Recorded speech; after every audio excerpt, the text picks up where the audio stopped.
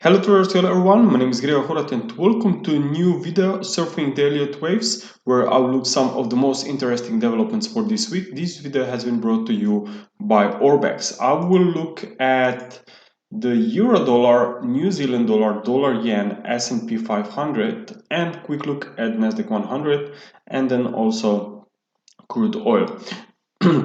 Now this video will be, at least start of the video will be a little bit of different. I just want to bring attention to an important wave structures, how to recognize the clear patterns. So always when market is, let's say, in a strong uptrend, like been here on the euro dollar recently, and then you see a pause. Okay, now the key component is to figure out if this reversal is putting a top in place right here, or is just a temporary pause and that market will resume higher. So this reversal potential uptrend continuation can be identified by two important characteristics. Firstly, you have to see an overlapping or corrective decline within this pullback to make sure that reversal from the highs is not impulsive. Then the next important thing is that you see after this corrective pause that you see a resumption or bounce in 5 waves, because only 5 waves can then confirm then that this was a completed correction and that uptrend is ready to resume, even if this is just for another 3-wave structure or maybe higher degree new 5-wave pattern. So if we look here on the euro dollar, what we can see is that this rise, okay, from these lows to current levels can be clearly counted as an impulsive price action. Why? Because it's a sharp move with no overlaps between these subwaves or corrections in the middle of this recovery. So I believe this is an impulse. So this is the first component that actually suggests that yes, uptrend may resume. And if we look also then back at the higher time frame here from January highs, then we can actually see that this whole decline can be counted as a complex correction. Why? Because there were overlaps. Okay, there's also a leading diagonal as an alternate scenario, but even this one suggests that we will see more upside. So based on overlapping decline, based on a strong impulsive bounce, well, we have two components that suggest that euro dollar is probably back in a recovery mode, and ideally we'll see more upside. So when it comes to trading, you really want to look, at least if you're a short-term trader, you want to look in the direction of these impulses. So what you would do is probably wait on a corrective setbacks. Well, I see this as a wave A, maybe wave 1, meaning we are expecting wave 2 or wave B pullback. In normal circumstances or textbooks patterns, you will see a retracement back to the area of a former wave 4. So the first support would be definitely at 1.1940, followed by even this one deeper at 1860, and of course I would pay attention to this trend line as well. So I think that euro dollar is in uptrend, we'll see more upside, but it's a little bit high based on short-term swings. I mean, if we are here completing this 5-wave structure for wave A or wave 1 and we are expecting a pullback, then I think it's much better to wait on this pullback and look for potential entries from lower support levels rather than hunting new entries here at the highs. Of course, invalidation level, as we know, is here at the swing lows from March, because if this was a 5-wave rise and if this was the beginning of a new trend, then obviously this rise should not be fully retraced. Now let's take a look also on New Zealand dollar. New Zealand dollar also made a very nice bounce recently. What we are looking firstly on a daily chart is an incomplete 5-wave sequence that can take us back to the highs here of 2021. Why? Because the drop here was made by 3 waves. We have seen a pullback of 50% compared to wave 2. The ideal would be 38.2. compared to wave 3, not wave 2. The ideal would be the 38.2%, but because wave 1 was quite similar compared to wave 3 was quite similar compared to wave 1, that's why actually we have seen a little bit deeper retracement here. But still, this FIBS caused a reversal, and looks like that this reversal is pointing to even more upside, because we can see price moving out of this downward channel. Also, if I add this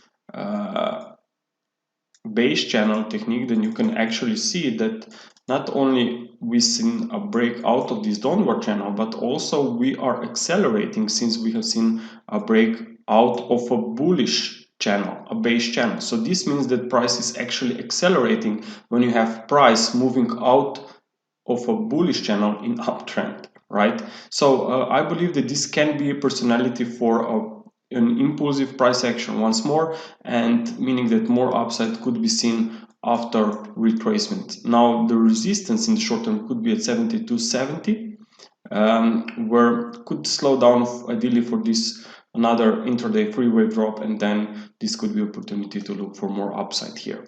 Now let's take a look also on dollar yen. Now dollar yen has made a quite sharp drop, I must admit here, but still it can be wave 4. We are now at 107.50 supports here, and also you have this trend line that is not far away. So in my opinion, still this can be seen as a sharp correction. Okay, so what I'm seeing here on the 4-hour chart is actually a free wave drop. There was also wave C that equals to wave A around that 108 level, and if we can see more upside in the next 24-48 hours with a daily close out of this downward channel, then I think that more upside could be here, at least towards 110 area. I have another alternate scenario in my mind where I would label this decline as a 5-wave movement. I know that this sometimes can be confusing, but even if this would be bearish and you see a very strong bounce in 5 waves, as I said, above 109 level, then there can still be room for more upside after this pullback, even if this would be an A, B, C structure.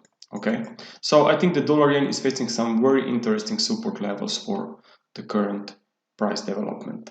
And now let's take a look also on stocks. Now the S&P 500 is coming to the downside out of this downward channel.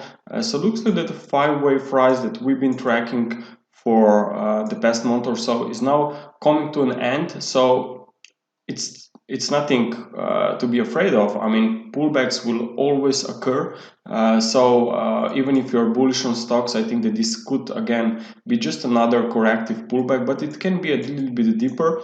Now the support area that you should pay attention on is definitely here at the former wave 4, and maybe even at the wave 4 of 2 lesser degrees, around 4070. Okay, so these are the levels where I would be looking for potential next bounce back towards the highs, especially if I will see a free wave drop, meaning a corrective characteristics from the highs. Looking here at the NZD 100, this one is also making some nice reversal to the downside. This has been expected based on recent price developments. We have seen a 5-wave rise here, potentially even an ending diagonal here for a wave 5. So this retracement that we are seeing is something normal. Support again at the former wave 4 and wave 4 of 2 lesser degrees right there. Okay, and that's where we should see price or current bearish momentum to stabilize. And now finally, let's take a look on crude oil. Now crude oil is turning to the upside. We have seen a break or acceleration after a push above $61 per barrel, but despite a very nice and strong recovery here, I think that we should be very careful if we are expecting more upside. Why? Because the previous drop from March highs can be counted in 5 waves, while the current move is only in 3 waves. In fact, we have seen move out of a triangle. So even if you would say that we are here making a bullish impulse, well, then wave 2 would be invalidated here, not the correct labeling, because triangles can never occur in a wave 2. In fact, triangles occur prior to the final move within current trend. So I'm talking about this trend right from that point towards current levels. So we have seen this final push out of a triangle, meaning that we could expect a reversal here. If we see a drop in the daily close below 62.40 and then even potentially drop below 60.70, that would be a very important bearish trigger for more weakness here into wave C. If we look at the daily chart here to give you the full perspective, well, we have something similar going on right now here, away from recent swing lows. Similar patterns like we have seen here in September and through October 2020. It was also seen as a wave B. So maybe we could see something similar here, and then we are bouncing higher. Of course, I'm bullish crude oil, no doubt, but I just think that there can be much better opportunities if you wait a little bit more for this correction to unfold. Because I think that if this is wave 4, it's a little bit too soon to say that this wave 4 is completed here. Normally wave 4 are longer, maybe even more complex compared to wave 2. So it will be very interesting to see if these current resistance levels at $64 and $65 will really cap the upside here. Traders, thank you very much for your attention. I hope that you enjoyed this video, and again, talk to you next week. Bye.